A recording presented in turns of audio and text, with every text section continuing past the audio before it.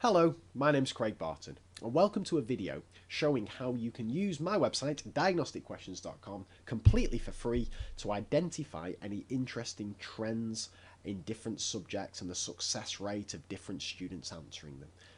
This might be something that's of interest to academics or researchers, or maybe just keen teachers or just members of the public who are interested in how students from all around the world learn and understand different subjects in different ways. Now, previous videos in this series have shown how you can analyse results and explanations given by your own students and compare them to other classes in your school or groups of students from all around the world. But in this particular video, we're going to look at identifying general trends. And my plan is to just show you how to do this and then set you away to see if you can discover anything interesting. So the thing to click on here is Data Subjects. And this takes you to a page that summarises the results from all the different subjects that we have on the site in terms of success rate, simply for students getting questions right or getting them wrong. Straight away I'm going to filter that down into maths because it's just about the only thing I know about, and there we get a little summary of how students are getting on with their mathematics, but I want to filter that down. Now there's lots of different ways I can filter this.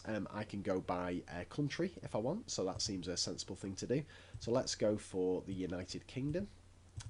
And what I can also do is I can set age range. So I could look at 15-year-olds to 16-year-olds, so that's our year 11, and I could go for females. So let's go for that. So there we go, that's essentially year 11 females in the UK there.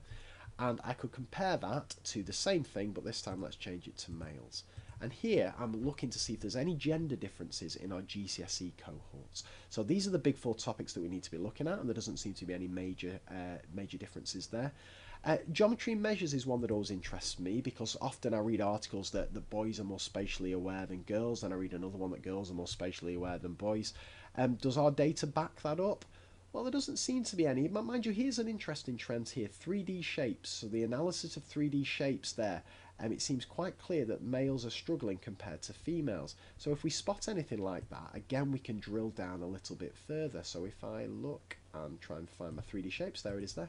Click on that, and that will go a little bit further into it.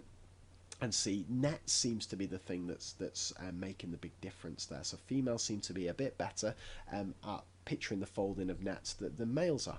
And once I discover that, I would then think to myself, right, I might be onto something here. So then I would go into the questions thing, and I would find all the different questions on nets and hammer down into each of those individually to see if I could spot any specific questions that were causing problems.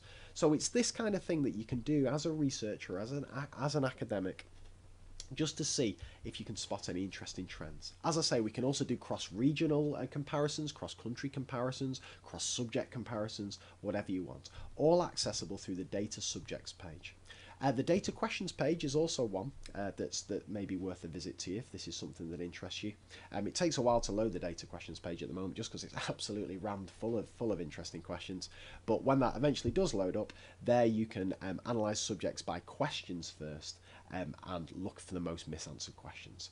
But I won't keep you any longer. I'll leave you to play around that in your own time.